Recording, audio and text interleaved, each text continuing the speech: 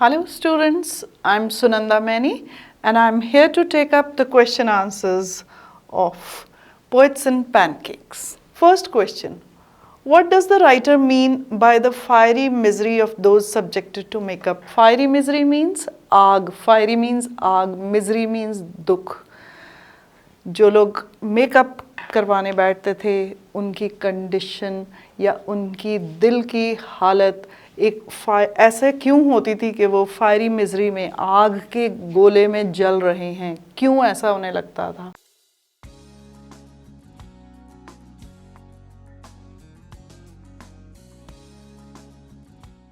इसलिए लगता था क्योंकि वहाँ पे बहुत ही ब्राइट और तेज़ लाइटें थी जिनकी हीट से बाहर की गर्मी और बढ़ जाती थी और उन्हें वहाँ पे काफ़ी देर तक बैठे रहना पड़ता था और उस आग जैसी गर्मी को झेलना पड़ता था. He describes, now what he means by the fiery misery of those subjected to makeup that they were subjected to more heat than the heat outside when they had to sit under those bright lights which emitted a lot of heat. What work did the office boy do in the Gemini Studios? Office boy क्या काम करता था? Office boy वहाँ पे जो crowd की shooting होती थी उस crowd का makeup करता था.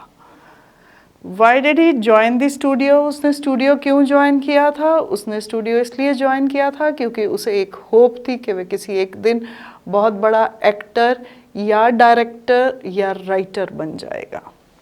Why was he disappointed? वो disappoint क्यों हुआ यानी कि वो अपने मायूस क्यों हुआ? वो मायूस इसलिए हुआ क्योंकि उसे ऐसा काम दे दिया गया था जो कोई भी कर सकता था और उसे ऐसा लगता था कि वो बहुत टैलेंटेड है और बहुत बड़ा एक्टर बन सकता है जिसका उसे कभी चांस ही नहीं मिला.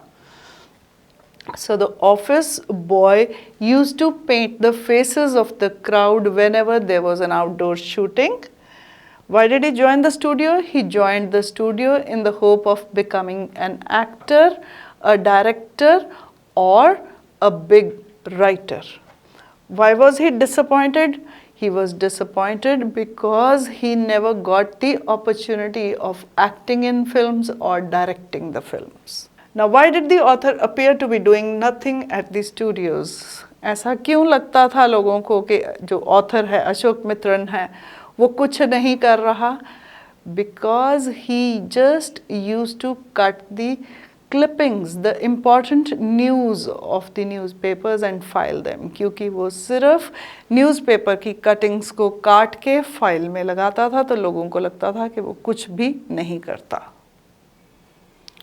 Why was the office boy frustrated? Who did he show his anger on?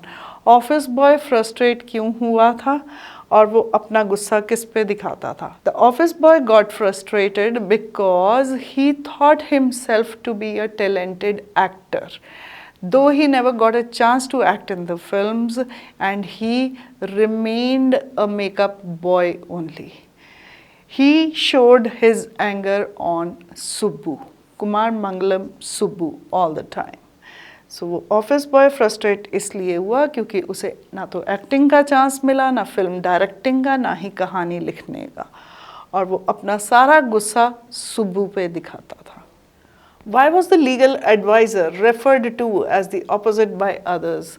Legal advisor यानी कि जो कानूनी सलाहकार था उसे उसका ऑपोजिट क्यों माना जाता था?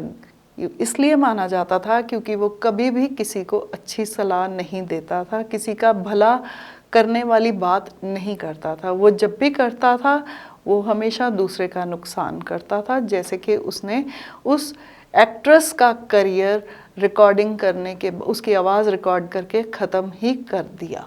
The legal advisor was referred to as opposite by others because he never gave any advice that could be useful to anyone. And one instance of that is that he finished a bright career of a young girl by recording her voice when she spoke against the producer. What made the lawyer stand out from the others at Gemini Studios? यानी कि उस वकील का क्या अलग दिखता था Gemini Studios पे? उसका ये अलग दिखता था कि वो अपने आप को कभी भी उन पोइट्स में या कहानी लेखकों में शामिल नहीं करता था, और अलग से वो उसका तरीका था अपने आप को ड्रेसअप करने का। वो पैंट कोट और टाई पहनता था और बाकियों की तरह खादी के कुर्ते और खादी धोती नहीं पहनता था। So the thing that made the lawyer stand out from others at Gemini Studios was that he never used to mix around with the story writers of that department, and he wore different clothes. He used to dress up in a coat pant and a tie, whereas the others were always dressed in Gandhi or Khadi kurta or dhoti. Did the people at Gemini Studios have any particular political affiliations? Gemini Studios पे लोग जो थे, क्या उनकी किसी particular political party के साथ था उनका? नहीं, ऐसा नहीं था। उनकी कोई पर्टिकुलर एफिलिएशंस नहीं थी, बट वो इन जनरल कांग्रेस के व्यूज़ को सपोर्ट करते थे और कम्युनिज्म से अपोज्ड थे।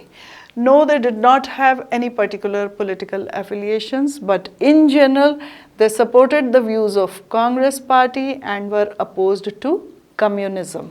Why was the Moral Rearmament Army welcomed at the studio? Moral Rearmament Army को क्यों वेलकम किया गया था? मॉरल रीआर्मामेंट आर्मी को इसलिए वेलकम किया गया था क्योंकि जो उन्होंने 2 प्लेज स्टेज करे थे वो भी कम्युनिज्म के व्यूज़ को काउंटर करने के लिए थे। Moral Rearmament Army was welcomed at the studio because the 2 plays that they staged in Tamil Nadu were a counter movement against communism. What caused the lack of communication between the Englishman and the people at Gemini Studios? वो क्यों, क्या gap था जो उन दोनों के बीच में था, इंग्लिश पोइट के बीच में और लोगों के बीच में? वो गैप था इंग्लिश लैंग्वेज का, क्योंकि वो सिर्फ इंग्लिश बोल पाता था और तमिलनाडु के लोग इंग्लिश नहीं समझ पाते थे, और उसका जो एक्सेंट था वो प्योरली इंग्लैंड वाला था जो कि लोगों को बिल्कुल समझ नहीं आता था। The lack of communication between the Englishman and the people at Gemini Studios was because of the English language. People could not understand what he was speaking because the poet was speaking only in English and his accent was very British, which was hardly understandable by the simple people of Tamil Nadu. Why is the Englishman's visit referred to as unexplained mystery? Englishman की visit Tamil Nadu में एक unexplained mystery क्यों मानी गई? वो इसीलिए मानी गई क्योंकि वहाँ के लोगों को जो वो बोल रहा था बिल्कुल समझ नहीं आया कि वो क्या बोल रहा है और वो क्यों वहाँ पे आया है। It is referred to as unexplained mystery because the people in Tamil Nadu did not understand why that English poet had come here, and what he spoke was not at all understood by the people of Tamil Nadu. Why was Kothamangalam Subbu considered number 2 in Gemini Studios? Kothamangalam Subbu को number 2 क्यों कहा गया था Gemini Studios में? उसे इसलिए कहा गया था क्योंकि वो बॉस के बहुत क्लोज था और उसके पास हर प्रॉब्लम का सल्यूशन होता था। हर सीन को इनेक्ट करने के लिए उसके पास बहुत से तरीके होते थे, और बॉस अगर किसी बात को रिजेक्ट कर देता था तो वो बुरा नहीं मानता था बल्कि 10 सल्यूशन और उसके दे देता था।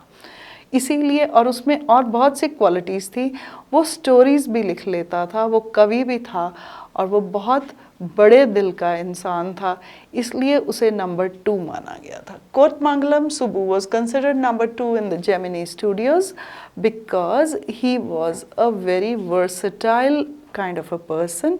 He was very close to the founder, Mr. S.S. Vasan. He was a very fine actor and he could give solution to any problems. And he never felt bad if his solution was rejected. He would rather come up with 10 more such solutions. And the boss was confident that Subbu could handle any situation. How does the author describe the incongruity of the English poet addressing the audience at Gemini Studios? Incongruity means ना समझ आना. So वो कैसे उसको explain करता है कि उनको जहाँ पे लोग बैठे हुए थे तमिलनाडु में उन्हें इंग्लिश पोइट की बात समझ नहीं आई. अगेन इसका आंसर वही रहेगा कि उस इनकॉन्ग्रुइटी को एक्सप्लेन करने के लिए ऑथर ने कहा कि एक ही वजह थी कि पोइट ने इंग्लिश में बात करी और लोगों को इंग्लिश समझ नहीं आती थी. So the author describe the incongruity of English poet addressing the audience at Gemini Studios that he spoke in English and people sitting in that studio did not understand what he was speaking, and they thought that that studio was meant only to produce films for the simple people of Tamil Nadu, whereas he was a very learned poet from England and people did not understand why he was there and what he was speaking. And that's all about the question answers of this chapter. Generally you would be asked short questions. So I advise you to read the chapter thoroughly so that you can answer every question. इस chapter को अच्छे से पढ़ लेना. एक हर incident में से एक क्वेश्चन बन सकता है, हर डिपार्टमेंट का एक क्वेश्चन बन सकता है.